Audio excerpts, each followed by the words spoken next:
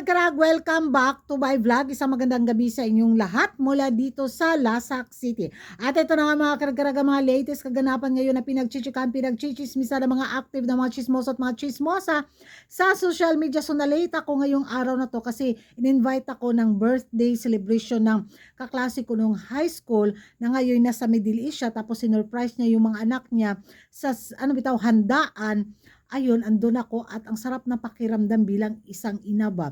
Dahil dati rin akong OFW tapos na-experience ko ngayon na nandito na ako sa Pinas kung paano yung mga surprise pa-eksena bitaw. Nako grabe, nakakaano ng puso.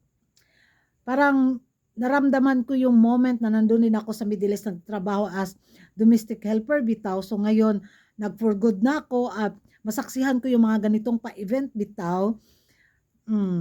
So yan mga karag-karag yung mga pa-eksena at talagang lumamon ako ng lumamon.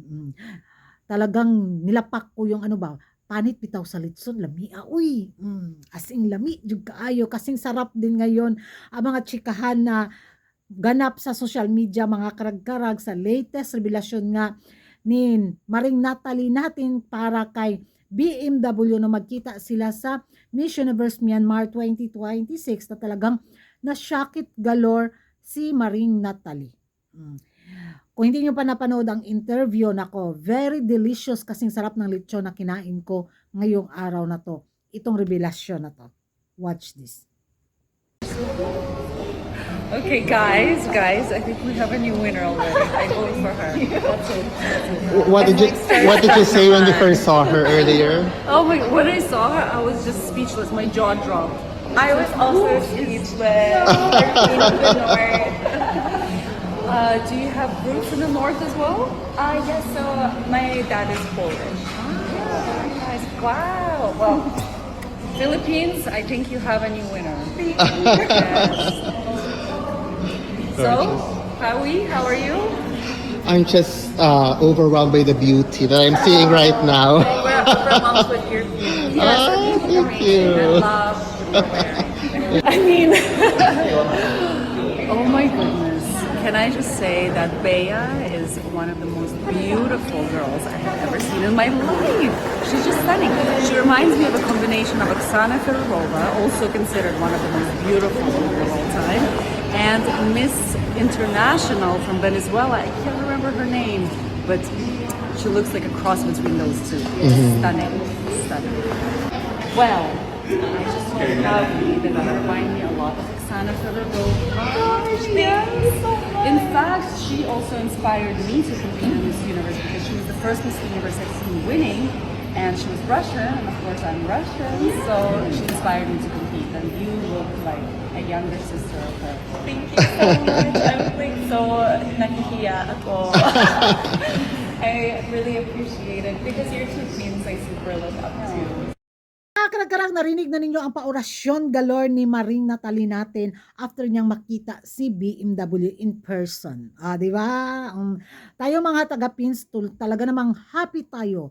Na-appreciate natin yung sinabi ni Maring Natalie, di ba? Talagang nagandahan siya kay BMW at alam naman natin na maganda naman talaga yung pambato at malakas yung pambato natin sa Miss Universe 2026. Yung papuri na natanggap ni BMW mula sa dating Miss Universe Queen ay positive energy yung binigay sa ating mga Pinoy. Pero sa ating mga Pinoy lang. How about sa ating mga kapitbahay? Lalo na ang mga taga-Tines. Gigil sila. Plastikada. Naghahanap lang daw ng kakampi, naghahanap lang daw ng fans bitaw si Maring Natalie after doon sa nangyari sa Miss Grand International All-Star sa binigay niyang paskor kay Butis na talaga namang kinundi na siya ng mga Chinese fans. So ngayon, bilang makakuha bitaw ng good moral and conduct si Maring Natalie, eto na naman daw, inuto na naman daw ang mga taga-pins. At nagpauto na naman daw tayo. Dahil doble kara naman daw itong si Maring Natalie. Kung sino daw yung makaharap niya, very vocal siya na, oy, maganda, so beautiful like this. Alam nga naman daw sabihin ni Maring Natalie na pangit si BMW, tiyakuyugin daw siya ng mga taga-pins. So of course, good daw yung lalabas sa bunganga ni Maring Natalie. Pero kung mag-judge daw si Maring Natalie sa Miss Universe at kung may pakitaan ng score, tiyak magkaalaman na daw kung gaano kaplastikada, duplikara itong si Maring Natalie. Grabe. Talagang gigil yung mga Chinese fans. Binigyan ba naman ng mababang score si si Butis, 'di ba? Tapos home court pa, tapos nakatira pa siya sa Thailand. Kaya hindi rin natin masisisi yung mga Chinese dahil may iba-iba naman tayong mga mindset goals sa ating mga vocabulary, systematic na sistema sa ating katawan, 'di ba? So, ewan ko sa inyo mga karkarag kung ano yung magiging reaction ninyo. Tayo is natutuwa daw sila is naplastikan daw sila kay Maring Natalie. Kasi kahit naman daw sinong beauty queen, makaharap ang kapwa beauty queen, of course, oh, you're so beautiful, jaw dropping, yung mga pagganon na nilyahan daw. Pero pag tumalikod at makakita na naman daw ng panibago, sasabihin na naman daw, oh, like this, like that. Na like this lang talaga sila. Pero, well, thank you kay Maring Natalie ha.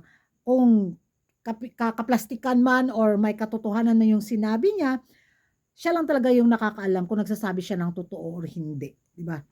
Ewan ko sa inyo mga karag-karag, mag-ingay tayo sa comment section kung hindi ka pa nakapag-subscribe sa YouTube channel ko. Don't forget to like and subscribe ko Ragan Karag and hit the notification bell para updated kayo sa mga latest kaganapan at late na intriga sa mundo ng beauty pageant. And thank you for watching. See you in my next vlog. Bye-bye!